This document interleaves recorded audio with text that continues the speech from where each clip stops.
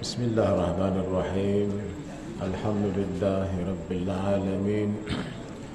Wassalatu wassalamu ala asrafil anbiya'i wal mursalin wa ala alihi wa sahbihi ajma'in. Rabbi shrah li sadri wa yassir li amri wahlul 'uqdatam min lisani yafqahu qawli. Subhanaka la ilma lana illa ma 'allamtana innaka antal alimul hakim. La haula wa la quwwata illa billahil aliyil azim. Para hadirin yang dimuliakan, terlebih dahulu kita mengucapkan setinggi-tinggi kesyukuran kehadirat Allah Subhanahu wa taala kerana masih mengizinkan kita bertemu pada malam ini dalam salat untuk mengisi waktu sementara menunggu waktu Isya. InsyaAllah kita akan mengisi sedikit tazkirah untuk mengingatkan diri saya dan semua kita yang hadir pada malam ini untuk mengharap keredaan Allah Subhanahu wa taala yang sudah tentu akan memberikan kerahmatannya kepada kita sekiranya kita sentiasa mentaati dan mematuhi perintah-perintahnya dan mengikuti perintah-perintah Rasul sallallahu alaihi wasallam. Jadi hadirin sekalian, mudah-mudahan kita baru saja menyambut ulang tahun kemerdekaan yang ke-66. Dengan kematangan merdeka itu, mudah-mudahan kita terus berupaya untuk membebaskan diri kita dari pemikiran-pemikiran yang terbelenggu, ya, dan kita sepatutnya sudah pun bebas untuk melakukan ibadat kita kepada Allah SWT kerana kita telah pun diberikan sinar Islam sejak kita lahir sampailah sekarang ini, insya-Allah. Jadi mudah-mudahan kita dapat menggunakan baki ruang kehidupan kita ini untuk menggunakan beramal sebaik mungkin untuk memperbaiki kekurangan-kekurangan yang ada, yang telah jika ada sepatutnya memang kita ada kekurangan-kekurangan, maka kita baiki dan kita mohon ampun sebanyak-banyaknya kepada Allah Subhanahu wa taala supaya kita dapat dibersihkan dari segala dosa-dosa untuk kita bersedia berhadapan dengan fenomena ataupun suasana kita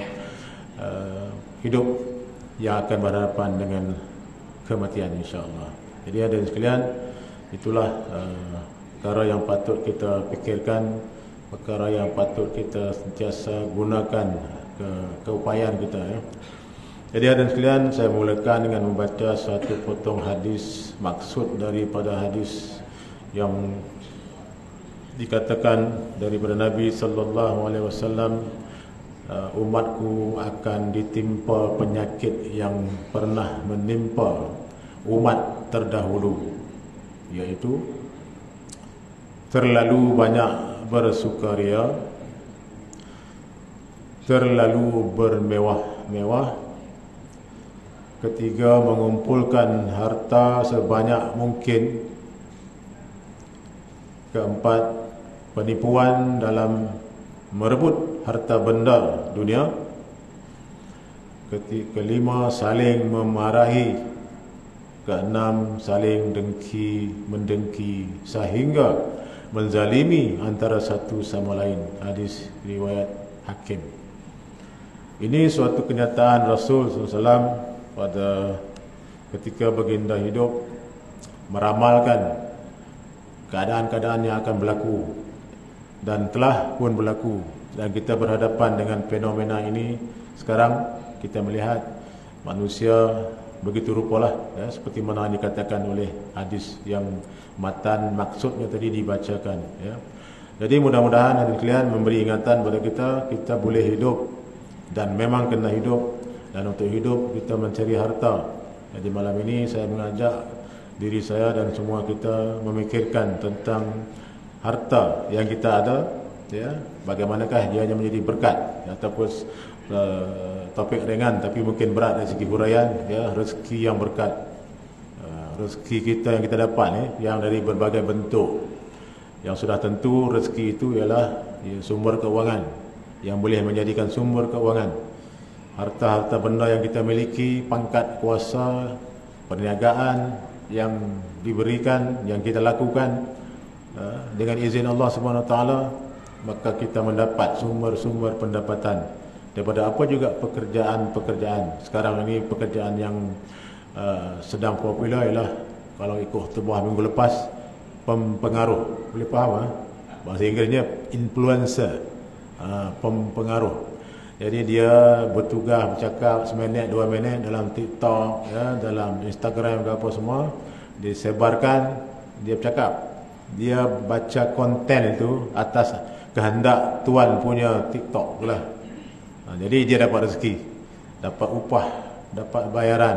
Itu pendapatan. Tapi kita nak semak nanti, adakah pendapatan itu menjadi halal atau menjadi haram, bergantung kepada apakah isi kandungan konten kepada bahan yang disampaikan itu. Kalau ia boleh menyebabkan manusia selamat dan mengingat Allah Subhanahu Wa Taala, maka itu alhamdulillah. Tapi kalau menyebabkan ianya menjadikan punca kepada manusia berpecah belah, bergaduh atau berdengki-dengki seperti mana maksud hadis tadi, maka ia adalah pendapatan yang boleh jadi pendapatan yang tidak halal dalam konteks mencari rezeki. Betul nak jadi pelakon ke, nak jadi pekerja kepada mana-mana pihak, syarikat ataupun yayasan ataupun satuan pertubuhan, semua itu bergantung kepada apakah usaha dan perkara yang dilakukan itu. Jadi tak kira lah jadi pembaca berita pun sama. Kalau pengarang kata penerbit kata hang mesti baca macam ni, walaupun benda tu tak ada, jadi fitnah. Kalau tak silap saya, khutbah minggu esok ni, hari Jumaat ni dah sampai dah pun, dah diedarkan. Jadi tajuknya bahaya fitnah. Fitnah ni dah diulang saya ingat banyak kali. Tapi betul lah, dunia tak habis-habis dengan fitnah. Makin banyak, makin macam-macam tu ikut suka mereka saja nak cakap apa yang mereka nak kata, ya. Jadi mudah-mudahan kita tidak terlibat dalam konteks ataupun perkara seperti itu. Jadi hadirin sekalian, kita nak pastikan rezeki kita itu berkat.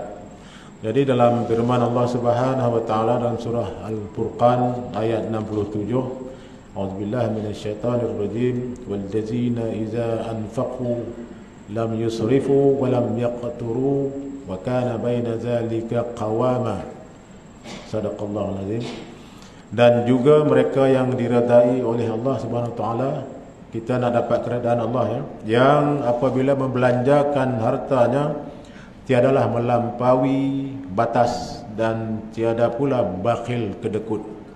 Dan sebaliknya, perbelanjaan mereka adalah betul-betul sederhana di antara kedua-dua, tidak boros dan tidak bakhil, tidak terlalu melampau-lampau, ya. Jadi bermakna tuan-tuan, rezeki yang kita peroleh ini, rezeki nak berkat tak berkat bergantung kepada cara kita menggunakan harta itu.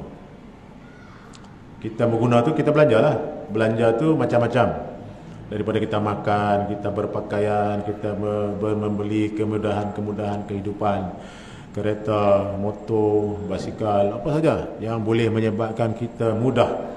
Sudah tentu rumah, ya, rumah besar ke rumah kecil, sebuah atau dua buah, itu bergantung kepada rezeki yang kita peroleh. Banyak mana nilai ringgit yang kita miliki untuk memperoleh harta-harta yang ada. Dan pastinya harta-harta ini adalah harta yang tidak melalaikan kita, ya, menyebabkan kita lupa Allah Subhanahu Wa Taala, lupa solat, lupa puasa, lupa berzakat, lupa memberi bantuan-bantuan dan memberikan sumbangan-sumbangan kepada mereka-mereka yang memerlukan. Jadi hadirin sekalian, dalam konteks ini, rezeki yang berkat itu yang saya sebut, sebenarnya saya pernah menulis sebuah teks khutbah zaman saya kajian nulis dulu. Saya sekarang dah tak kajian nulis. Tahun 2010, dah 13 tahun yang lalu dibaca. Mungkin kita tak perasan, ya, tapi saya ingatlah saya buat dan dibaca pada 2010. Rezeki yang berkat itu ialah, secara umumnya berkat itu ialah sesuatu yang lebih daripada setiap pemberian oleh Allah Ta'ala. Allah bagi kita dan ada lebih. kita makan sepinggan, tapi ada lagi lebih sepinggan. Bagaimana lebih sepinggan itu? Itu yang dikatakan berkat, ya. Kenapa kita dapat berkat itu? Hasil daripada keyakinan, ketaatan, kepatuhan dan kehambaan kita kepada Allah Subhanahu wa taala dalam kita berusaha mencari rezeki. Kita yakin Allah bagi banyak ke, bagi sikit ke, ataupun ada ketikanya ada tak bagi dalam bentuk ada bencana-bencana. Kalau kita jadi petani, tanaman kita tak jadi. Minggu lepas saya beli buah apa itu, dragon, ya, buah naga. Harganya sekarang sangat murah.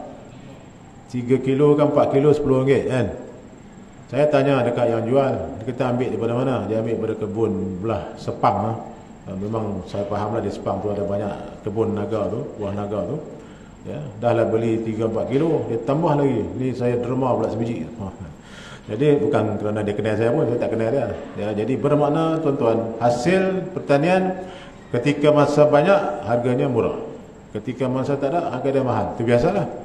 Jadi itu cubaan kepada petani, peternak, peladang, pekebun, ya. Tetapi kalau mereka reda, insya-Allah Allah bagi berkat. Jadi yang saya nak ceritanya, mereka yakin orang hamba Allah yang baik ini sentiasa berterusan berdoa mengharap keredaan Allah Subhanahu wa taala, ya. Jadi insya-Allah kalau mereka bertakwa, artinya bersifat takwa itu yang disebut dalam mimbar, sentiasa mematuhi perintah Allah dan meninggalkan larangan Allah Taala, dan sentiasa ikhlas, qanaah, redha dan bersyukur dengan apa yang ada. Maka itulah keberkatan kepada mereka-mereka, ya, sama ada secara individu atau secara berkumpulan ataupun secara berpasukan. Kalau pasukan ni persatuan dan pertubuhan dan yayasan dan sebagainya.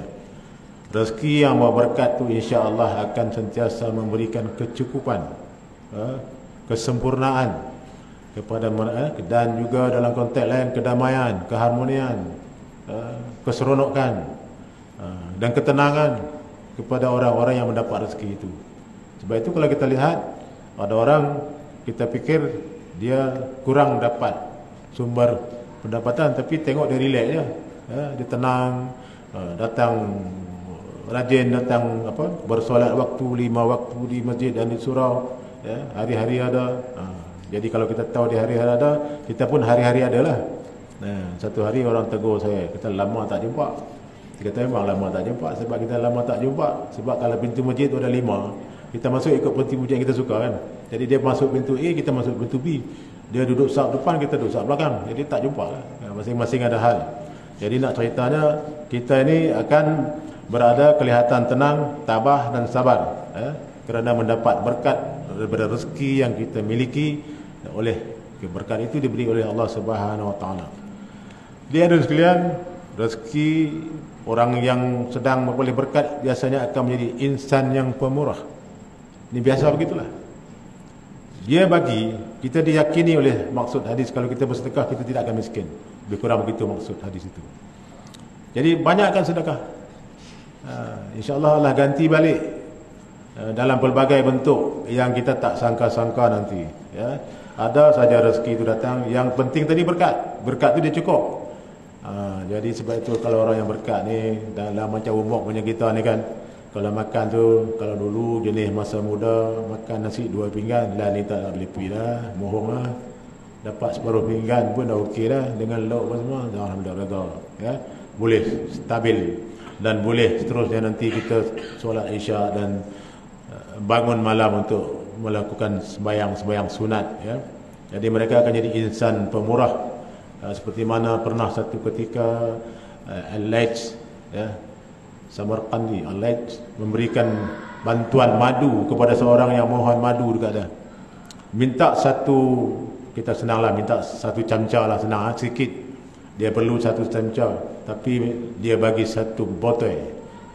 Jadi kawan dia tanya, sahabat awak bagi banyak? Dia kata, betul lah, saya ada madu tu, saya bagilah banyak. Yang minta sikit bagi banyak, betul lah, dia minta ikut keperluan dia. Dia minta sikit, kita bagi atas dasar kita punya harta itu. Sebab itu kita tengok orang-orang yang ada kebun, orang-orang yang ada rezeki, ya, dia akan bagi kepada siapa yang dia fikir dia nak bagi. Itulah yang katakan takdir Allah Subhanahu Wa Taala. Jadi mudah-mudahan kita termasuk dalam golongan-golongan orang-orang yang suka memberi infak, bantuan, pemberingan. Misalnya ada sahabat-sahabat, dia datang, Assalamualaikum, kita kata Waalaikumsalam, ni saya bawa ikan ni, saya tangkap ikan dekat parit sekian, saya menjala tadi. Kita kata nak bayar lah? Tak ya, ni nak bagi je. Kita pun tak tahu, tak ada janji, tak ada apa. Dia bagi salam, kawan lah, memang kawan lah kan. Kita pun tak request dia. Kita tahu dia memang kaki tangkap ikan. Kadang-kadang kita tanya, ada ikan tak? Dia tak pergi. Tapi hari itu dia bawa ikan yang dia bawa, yang dia tak perlu bayaran. Dia kata aku nak bagi je, ni nak try tengok ikan, tak kira lah ikan tilapia ke, ikan sepat ke, ikan keli ke. Itu kalau ikan air tawar. Kalau ikan sungai ikutlah, ada sembilang, ya, ada ikan cencaru semua. Jadi ini nak gambarkan suka memberi bantuan, ya. Dan dikatakan Imam Malik, lebih kurang ceritanya begitu, tak pernah berzakat. Dia banyak pendapatan, tetapi dia akan gunakan pendapatan itu untuk beri bantuan hari-hari, habis dan habis dan habis dan habis. Ya. Jadi tuan-tuan, kita kalau boleh macam itulah, itulah Rasulullah SAW mendapat, sebab nanti dia akan diganti oleh Allah SWT. Sebab bila kita suka belanja, suka memberi bantuan, suka memberi infak, Allah akan ganti balik. Sebab itu tak putus-putus. Jadi dia tak sampai nisab pendapatannya tak sampai nisab, kerana tidak ada yang disimpan untuk begitu orang yang yakin kepada Allah Subhanahu Wa Taala. Ini kita ulang kisah Umar Al-Khattab dengan Abu Bakar As-Siddiq radhiyallahu anhu. Ya, satu ketika Umar Al-Khattab membawa harta dia untuk diberikan kepada Islam, separuh daripada harta dia. Dia pun bagilah separuh, ya. Dan dia fikirlah, ya, dalam riwayat tu kata dia rasa dia dah banyak bagi. Tapi rupanya datang pula Abu Bakar As-Siddiq memberi sepenuh harta dia kepada Islam untuk perjuangan menyebarkan agama ini. Jadi hadirin sekalian, kenapa Abu Bakar sanggup buat demikian? Kerana dia yakin dengan Allah Subhanahu Wa Taala yang bagi sumber rezeki. Dan nak jadi Abu Bakar bukan semua orang boleh ni. Saya mengaku tak boleh, saya declare tak boleh, ya. Bagi semua yakin pada Allah. Apa tu nak cari di mana? Jadi ya, Abu Bakar memang telah dilatih jiwanya untuk bersama Rasulullah sejak dia masuk Islam. Tuan-tuan pun tahu kisah dia, sangat hebat, sangat sabar, sangat benar, dan sentiasa memberikan apa saja yang diperlukan oleh Islam kepada Rasul sallallahu alaihi wasallam. Jadi hadirin sekalian, inilah sifat orang yang rezekinya sentiasa berkat. Dia tidak kedekut dan tidak boros. Bila dia bagi kepada semua yang memerlukan itu, dia bukan boros, dia menyumbang. Dan dia berbeza dengan kita berbelanja makan sampai tak lalu, itu macam terlalu banyak makan, itu namanya boros. Atau beli barangan-barangan yang kita pun tak nak pakai sangat, itu namanya boros. Asal oleh kerana kita ada duit, kita fikir duit itu kita punya. Tidak, Allah bagi pinjam sebenarnya. Ini kena faham. Allah bagi pinjam duit itu, maknanya Allah suruh kita urus. Okey, engkau kaya dengan pendapatan perniagaan, engkau kaya dengan pendapatan politik. Ini cerita politik, pangkat besar dapat perniagaan, jangan juga dengan perniagaan lah. Tapi kalau pendapatan rasuah lain, itu dah tentu tak berkatnya. Dapat banyak mana pun tak cukup, sebab benda tu benda haram. Menipu pun haram, tak boleh. Jadi dengan pendapatan yang begitu rupa, dia dapat balik apabila dia belanja begitu. Jadi sebab itu tuan-tuan, dengan harta yang kita miliki ini, nak beli kereta 2 biji pun tak apa, tak ada masalah, ya. Tapi ingat, ya, kalau ada jiran kita tak makan 3 hari, kita berjiran dengan dia, kita ada kereta baru 2 biji, nanti Allah tanya. Itu maksud dia. Jangan lupa jiran pula bila ada duit. Jiran kita tu, kita pun tengok dia, ya, anak dia ramai, pendapatan dia kurang, dan kita mesti selalu jumpa dia dan bertanya dan beri sumbangan-sumbangan. Tuan-tuan boleh tengok dalam sekarang ni senang nak dapat maklumat, ya, dalam YouTube yang pendek-pendek 2-3 minit, mereka akan gambarkan bagaimana mereka bagi bantuan kepada orang-orang yang memerlukan tanpa yang menerima bantuan tu tahu. Kalau pengemis diletak tepi, dia cabut, dia tinggalkan tu, dia tinggal beri nasi bungkus, bagi duit dan sebagainya. Itu contoh-contoh ikhlas yang diamalkan, ya.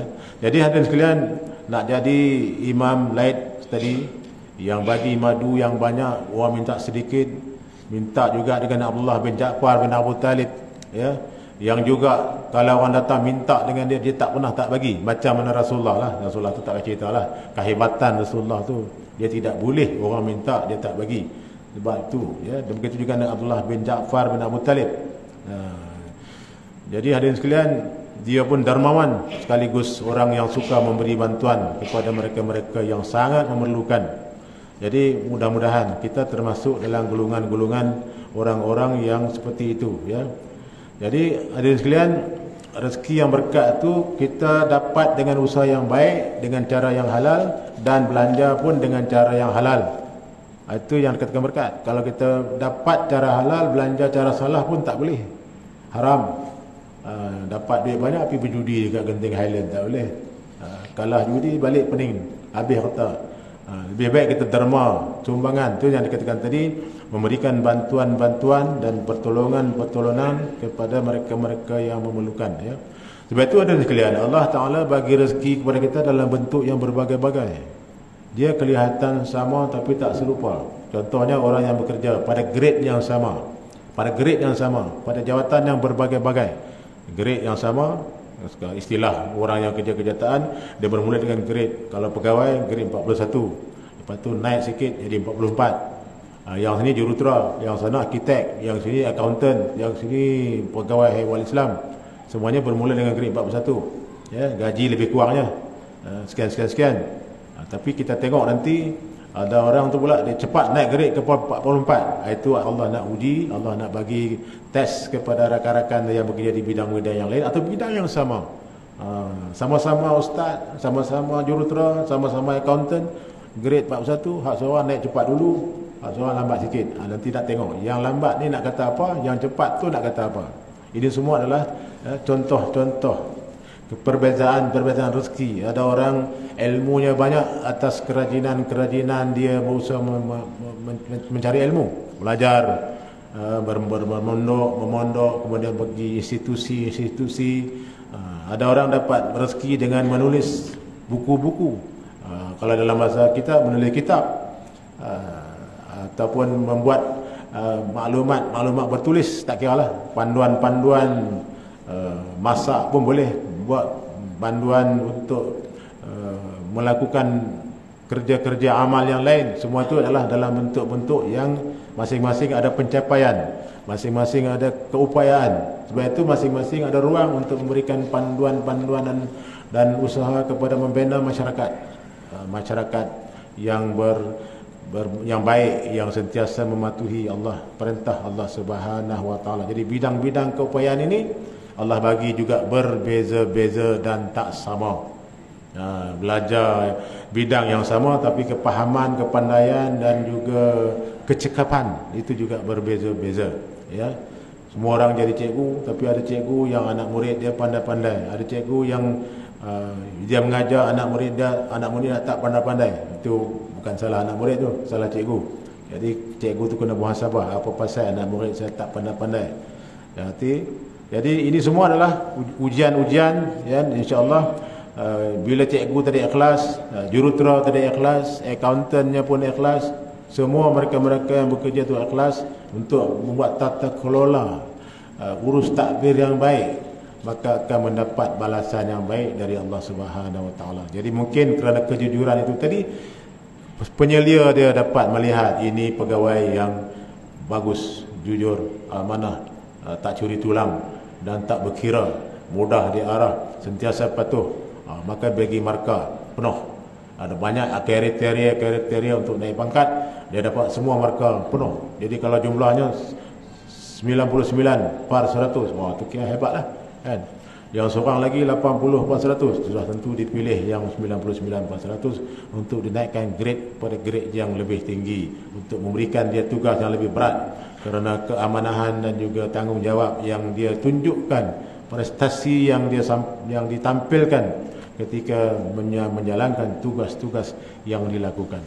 Jadi hadirin sekalian, rezeki yang berkat juga, saya kata tadi, mesti bersumber yang halal. Maka seluruh cara pendapatan itu, perniagaan yang halal, niaga barang racun-racun yang merosakkan orang tak boleh, smuggle, menyeludup barang-barang yang haram tak boleh, yang halal pun tak boleh. Kalau seludup, lalih kecoh kurang beras, siapa perasan juga pergi beli barang beras yang ada, beras semua total import, ataupun beras-beras yang dulu kita boleh beli dengan katalah RM30 kan, sekarang tak dapat. Tak tahulah macam mana. Kalau tuan-tuan perasan, saya perasanlah sebab saya selalu pergi beli barang. Saya 2-3 kali sehari, 2-3 hari sekali pergi beli barang, ya. Tengok jenama, tengok tak kiralah apa barang pun. Itu adalah tugas kepada pihak yang berurusan. Mereka mesti memberikan maklum balas kenapa dan mengapa dan bagaimana. Dalam video, dalam media sosial, orang pakat mengadu kepada, katakan bahawa sumber beras ini telah pun kurang dan harga pula begitu tak sama dengan sebelumnya. Dulu kecoh minyak masak, sekarang kecoh beras, minyak dah stabil, dah okey dah, nampak masih bertahan dengan RM30 ke bawah kalau 5 kilo yang satu botol kan. Jadi sekarang beras pula yang 10 kilo, 5 kilo naik. Jadi itulah cabaran kepada mereka-mereka yang mengurus tadbir negara. Itu bukan bidang kita, bidang mereka. Kita nak bagi tahu, kita jangan buat kerja yang tak betul. Kalau pengusaha beras, janganlah cuba mengalihkan kampit beras itu, tukar kampit dia kepada beras yang mahal sebab subsidi dah tak dapat. Saya tak campur itu. Saya nak ceritanya bagaimana rezeki yang halal itu patut dikekalkan dengan usaha yang tulus dan sentiasa menyedari sebarang usaha-usaha yang tidak ikut peraturan adalah dikira pendapatan yang tidak halal. Maka tidak halal tidak akan berkat. Ya, bila tidak berkat, tidak pernah cukup, dan bila tak cukup, itulah yang jadi pula timbul unsur-unsur lain untuk dapat pendapatan tambahan dengan melakukan perkara-perkara yang bertentangan dengan syariat, seperti melakukan rasuah, melakukan penyelewengan, melakukan penipuan, melakukan pengkhianatan, dan juga pakatan antara pihak-pihak yang punya wibawa dan punya keupayaan untuk melakukan kecurangan dan juga perkara yang tidak betul dalam konteks pentadbiran dan pengurusan negara. Jadi hadirin sekalian, kita mesti menyadari, ya, asal usul kita dan sifat kita dan kaedah kita, dan kita mesti bertawakal. Itu adalah satu kata kunci yang penting ketika kita melakukan urusan-urusan dalam kehidupan. Kerana tawakal ini dalam satu maksud hadis yang lain yang maksudnya ialah seandainya kamu bertawakal kepada Allah dengan sebenar-benar tawakal, maka Allah akan memberikan kamu rezeki sebagaimana dia memberikan rezeki kepada burung-burung yang pergi di pagi hari dalam keadaan perut yang kosong dan kembali dalam keadaan perut yang penuh berisi. Tuan-tuan tengok burung pagi-pagi dia berbunyi, ya, kita bangun subuh dia pun bangun, dia terbang, nanti dia balik dan dia dapat makanan. Dari mana dia dapat? Allah punya usaha, Allah yang tentukan. Dia dah balik, dia kenyang. Besok dia bangun lagi, kita bangun solat, dia bangun lagi terbang dan dia balik. Lepas itu dia bertelur dan mengeram. Lepas itu anak dia pun bertaburan, ya, terbang cari makan. Dia buat balik makan bagi anak dia, dan nanti anak dia besar, anak dia pun ikut macam mana mak dia, ya, dan ataupun bapa dia mencari rezeki, terbang ke rata-rata. Jadi sikap tawakal itu sangat penting untuk kita mendapatkan keyakinan, meningkatkan keyakinan, menanam keyakinan bahawa seluruh rezeki yang kita peroleh, ya, adalah ketentuan dari Allah Subhanahu Wa Taala. Sebab itu tuan-tuan, saya selalu sebut, kita kalau flashback balik rakan sekolah kita yang sekarang kita ada WhatsApp group dengan dia kan, rakan sekolah rendah darjah 1 sampai darjah 6, kita ada WhatsApp group dengan dia. Atau yang naik terus sampai tingkatan 3, kita WhatsApp group dengan dia, ya, kita tengok seorang lepas seorang. ya, yang seorang bergelar sampailah masa sekarang dah umur 70. Ya, dalam grup WhatsApp tu, dalam tu ada Tan Sri, ada Datuk Sri, ada Datuk, kita encik saja, tak apa. Dan kita boleh berdialog dalam WhatsApp tu. Dia Tan Sri ke, dia Datuk Sri ke, kita Datuk ke, kita Tok saja ke, kita ber-WhatsApp dalam grup tu. Kalau kita flashback balik, ya, yang dari Tan Sri tu mungkinlah memang dia bijak lah, dapat nombor 1 ya dalam sekolah. Sampai universiti dan kerja pun pangkat naik cepat, dapat gelaran Tan Sri, pencen sebagai Tan Sri, grade yang paling tinggi, ya. Tuan-tuan boleh semak lah berapa gaji dia dan berapa pencen dia, dan mungkin dia ada rezeki, dapat pula rezeki-rezeki yang lain, punya harta-harta yang lain yang banyak. Tetapi itu semua ujian kepada kita, dan bagaimana dia urus, adakah dia seorang yang pemurah atau dia seorang yang tidak. Kalau dalam bahasa kita, orang yang bakhil, orang yang kedekut, atau orang yang boros, itu semua kita kenal, ya. Dalam WhatsApp group tu kita akan dapat maklumat. Dia kata, mai kita makan durian di satu tempat, reunion. Kita pun pergilah, dia pun belanja. Okey, durian yang kita makan ini ditaja oleh sekian-sekian. Kita pun alhamdulillah, insyaallah. Atau dia kata kita pakat bayak sama-sama, kita bayak sama-sama lah makan, ya, durian. Kilo RM20, tak apa nak tanggung. Tapi tak apa. Saya nak cerita, kita flashback. Masing-masing tu ada kegagalan mereka semasa bersekolah. Darjah 1 sampai darjah 6, sampai tingkatan 3, sampai tingkatan 5. Kalau dulu masa kita, saya lah ada tingkatan 6. Kemudian sekarang dah masuk matrikulasi apa semua, masuk universiti, bekerja, dan semua itu adalah flashback. Pandang belakang bagaimana Allah menentukan rezeki-rezeki masing-masing. Itu dikatakan kita mendapat rezeki yang tidak sama walaupun dalam bidang yang sama. Jadi sebab itu saya katakan tadi, kita baliklah kepada meyakini ketentuan Allah Subhanahu Wa Taala.